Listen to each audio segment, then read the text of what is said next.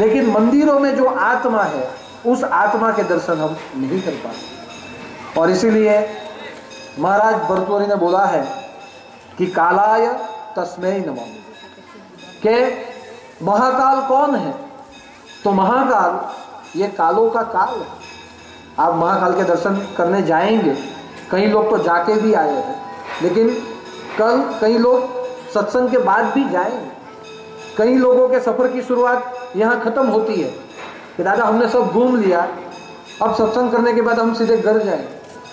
और कई लोग हैं जिनके सफर की शुरुआत गुरु के चरण से शुरू होती है, वो लोग सत्संग सुनने के बाद कल से प्रवास की शुरुआत करेंगे। એટલે ઘણા પતા भी दीदो ने घना शुरू करवाना, जो तुम्हारा बंदे नहीं बच्चे हूँ, आप दोनों के बीच में तो मैं ही। चलो जीवाई तो जेम तेम पर मराई केम के, जिंदगी जैसे तैसा तो जी लेते हैं, मगर मरेंगे कैसे, ये बहुत बड़ी चिंता की बात है। मगर मेरा तो कार्य ही है आपके हर कार्य की पूर्णाहुति करना। अगर पूर्णाहुति ठीक से हो जाती है तो समझो कि यज्ञ सफल हो गया। यानी जितने भी आज अपना प्रवास तीर्थ यात्रा पूरी करेंगे उसका प्रवास आज सफल हुआ, और जो कल से मेरे साथ शुरू करेंगे उसका तो हमेशा के लिए सफल है और सफल है। तो महाकाल कौन? तो हमने बोला है प्रचंडम प्रकृष्टम प्रगलब्धम परेशम अखंडम अंजभानु कोटि प्रकाशम त्रैशूल निर्मूलनम शूल पाणी भजे हम भवानी पति भावतम। प्रचंडम प्रकृष्टम प्रगलब्धम परेशम अखंड अंजभानु कोटि प्रकाशम त्रैशूल निर्मूलनम शूल पाणी भजे हम भवानी पति भावगम्यम कलातीत कल्याण कल्पांतकारी सदा सज्जनानंद दाता पुरारी चिदानंदो संदो अमोहापहारी प्रसीद प्रभु सर्वभूताधिपति। यह महाकाल, तो महाकाल कौन है? तो हम सब जानते हैं कि मृत्यु के ऊपर जो विजय लेता है उसे कहते हैं महाकाल। जिसको पूछे बिना मृत्यु आती नहीं, ऐसा जो देवादिदेव है, ऐसा जो परम देव है, न आदि न अवसाना न ही मध्यसाला, ऐसा जो है वो कौन है? वो है महादेव। तो हम महाकाल को आदिनाथ के रूप में जानते हैं, और हम सब जानते हैं कि वो प्रचंड है, वो प्रकृष्ट है, वो श्रेष्ठ है, और अखंड अंज भानु कोटि प्रकाशम, कि उसका तेज हजारों सूर्य से भी ज्यादा उसका तेज है। तो ऐसे महाकाल के सानिध्य में जाने के बाद हमें कभी भी मृत्यु नहीं आ सकती, ऐसा हम लोग सोचते हैं। लेकिन ये हमारी सोच, ये मानवीय सोच। मृत्यु किसे आता है? तो इतना समझ लीजिए कि मृत्यु हमारे देह को आता है। मन को कभी मृत्यु नहीं आता, आत्मा को कभी मृत्यु नहीं आता। मृत्यु देह को आता है। मृत्यु एक देह की एक अवस्था, जैसे बाल्य अवस्था है, वैसे मृत्यु वो देह की अवस्था। इसलिए महाकाल के पास जाने से मैं ऐसे नहीं मानता कि मृत्यु टल जाती है, लेकिन महाकाल के पास जाने से हमें ऐसी मृत्यु प्राप्त होती है जिस मृत्यु को हम मोक्ष के रूप में हम देखते हैं। हमें मृत्यु आए ना तो हमें वेदना होती है। हमारे शरीर से जब चेतन चला जाता है तब हमारे शरीर को पीड़ा होती है। वो पीड़ा सबको होनी है, लेकिन महाकाल के शरण में जाने के बाद मृत्यु आती है, मगर मृत्यु मोक्ष का रूप लेके परिवर्तन हो जाती है। इसलिए आती तो है मगर आने की वेदना नहीं होती। ऐसी जिसकी कृपा है, वो कृपा देने वाला कौन है? तो वो कृपा देने वाला महाकाल। और भर्तृहरि ने बोला है कि महाकाल क्या है, तो भर्तृहरि ने वास्तविक रूप से बोला है, क्योंकि गुरु का कार्य है कि अंधकार से जो प्रकाश की ओर ले जाए वही सद्गुरु होता है। तो भर्तृहरि ने वास्तविक रूप से बोला है कि महाकाल कौन है? तो महाकाल का अर्थ है आपका वर्तमान वो ही है महाकाल, आपका वर्तमान वही है महाकाल। आज आप के वर्तमान में सत्संग का सानिध्य है तो समझो कि यही आपका सबसे शुभ और सबसे महाकाल है, क्योंकि आज आपकी मर्जी से आप यहाँ सत्संग में आए। इसीलिए वर्तमान ये महाकाल होता है। हमारे और आपके हाथ में क्या है? वर्तमान।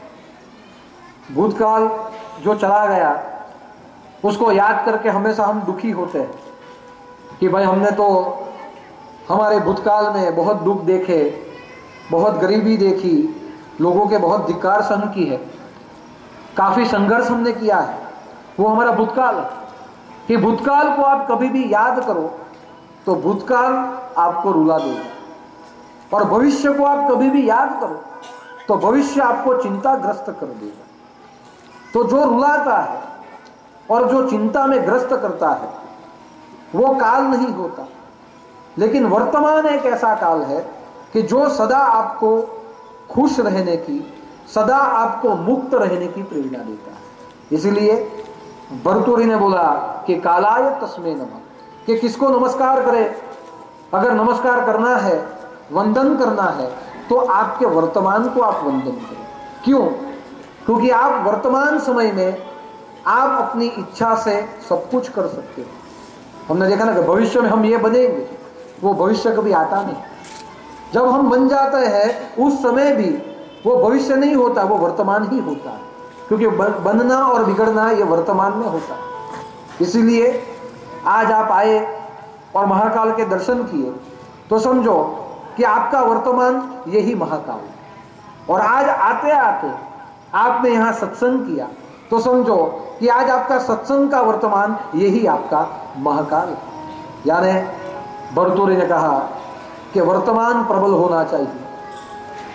वर्तमान अगर प्रबल हो तो जीव को शिव की प्राप्ति करने के लिए ज्यादा कष्ट नहीं करने पड़ते। और वैसे भी देखा जाए तो जीव की कोई हस्ती नहीं कि वो शिव की प्राप्ति कर सके। मगर वर्तमान में अगर गुरु के साथ आप हो, सदगुरु आपके साथ है, तो वर्तमान में जीव मस्ती के साथ शिव पद की प्राप्ति कर लेगा। इसलिए जीव की प्राप्ति हस्ती से नहीं होती, जीव को शिव की प्राप्ति हस्ती से नहीं होती, जीव को शिव की प्राप्ति अपने भीतर की मस्ती से होती।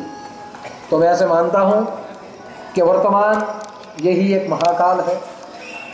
और कल जो भी हो, कल आप जहां भी जाओ, एक डाल से उड़ के दूसरे पेड़ पे जाओ, वो पेड़ को छोड़ के किसी और वन में जाओ, लेकिन आप आज याद रखना, आप आज जहां बैठे हैं ये आज का वर्तमान, ये आपके आनंद का वन है। आप आज आनंद वन में आप बैठे हैं। इसीलिए आपकी हस्ती की बात नहीं करूंगा, लेकिन मैं अवश्य आपके भीतर की मस्ती की बात करूंगा। और आज तो वर्तमान हमारे साथ है, और वर्तमान हमारे साथ है, इसलिए एक बात निश्चित है कि हमारी मस्ती से आज हम क्षण दो क्षण के लिए भी भगवान सदाशिव को हम प्राप्त कर लेंगे। तो चलो भूतकाल को छोड़ दे, वर्तमान को भी छोड़ दे, भूतकाल को भूल जाए और वर्तमान की सोचना छोड़ दे, और हम सब वर्तमान में 2 मिनट हमारी मस्ती के अंदर वापस चले जाए।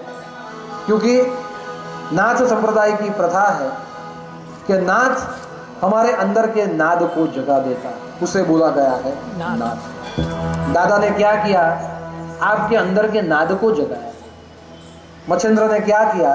गोरख के भीतर के नाद को जगाया। गोरख ने क्या किया? पूरे विश्व में मच्छिंद्र के नाद को उसने जगाया। और हमें क्या करना है?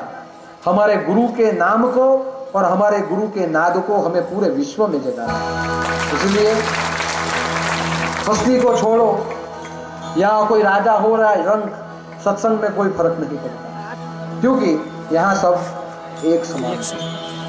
यहाँ हमने टिकट नहीं रखी है, कई जगह पे रखी जाती है। आज सब कमर्शियल हो गया ना, तो कहीं कथाएं होती है, कहीं सत्संग होता है, तो उसमें वीआईपी टिकट रखी जाती है, वीआईपी टिकट रखी जाती है।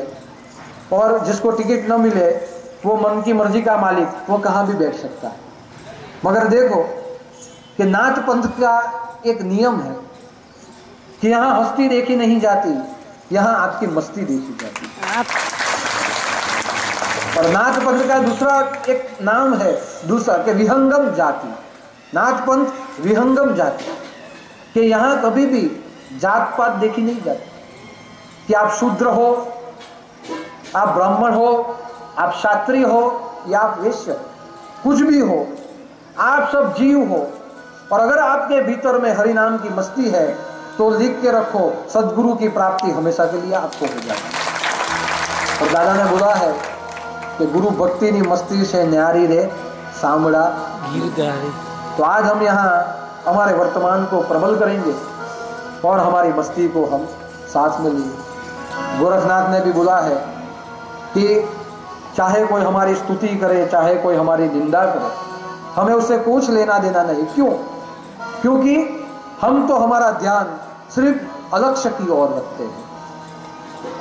आपने कहिए ना, हाथी जाए तो पाछड़ कुतरा बसे, हाथी आगे जाता है तो कुत्ते पीछे बसते हैं।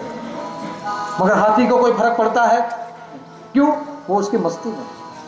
लेकिन एक चीज है कि हाथी की मस्ती तोड़ने की ताकत किसी भी कुत्ते में नहीं होती, बसने की ताकत होती है। आप सब भक्ति करो ना तो पीछे से लोग आपको बोलेंगे। मीरा को भी बोला था, नरसिंह को भी बोला था, गोरख को भी बोला और भरतुरी को भी बोला, ये तो भोगी है, तो भोगी है, ये तो भोगी। मगर भरतुरी की मस्ती को वो लोग भला नहीं सकते। इसलिए आप भक्ति करेंगे तो लोग बोलेंगे। लेकिन एक बात याद रखना कि जो भक्ति करते हैं उसके पीछे लोग बोलते हैं, और जो निंदक है वो पीछे ही बोलेंगे, लेकिन आगे आके बोलने की ताकत दुनिया में किसी में नहीं। आप भी सत्संग करते हैं तो लोग आपको भी बोलते होंगे कि ये क्या करते हो, क्या लगा के रखा है। मगर ताकत है कि आपको कोई रोक सके? नहीं रोक पाए। क्यों? कि आपकी मस्ती में सदगुरु की बहुत बड़ी हस्ती उसके पीछे होती है। इसलिए नाथपंथी लिखवाते हैं कि मेरा बाप कौन? तो मेरा गुरु ही मेरा बाप होता है। गोरख ने बोला, गोरख ने क्या बोला? मैं कौन? तो मैं गोरख मच्छिंद्र का चेला। उसने कभी अपनी पहचान छुपाई नहीं। वैसा हमें भी बोलना है, हम नाथपंथी, लेकिन किसके चेले? हम नाथपंथी, हम दादा के चेले। तो अब हम वर्तमान में नाथपंथ की एक मस्ती जगाते हैं और सब मिलके अपनी हस्ती को भूल जाओ।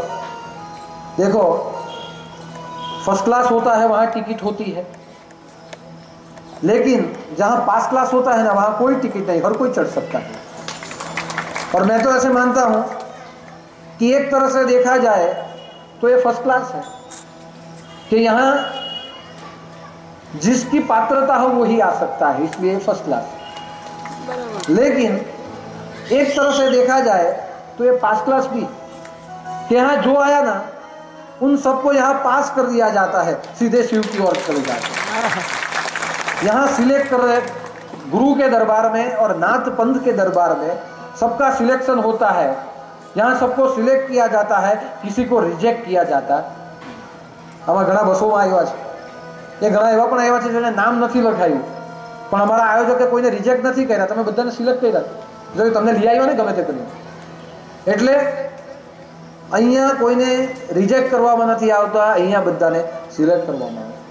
તો આપણે મહાકાલને પ્રાર્થના કરીએ અને ચાલો આપણે બધા જ આપણો વર્તમાન હસ્તી ભૂલીને આપણી મસ્તી તરફ આપણે પ્રયાણ કરીએ।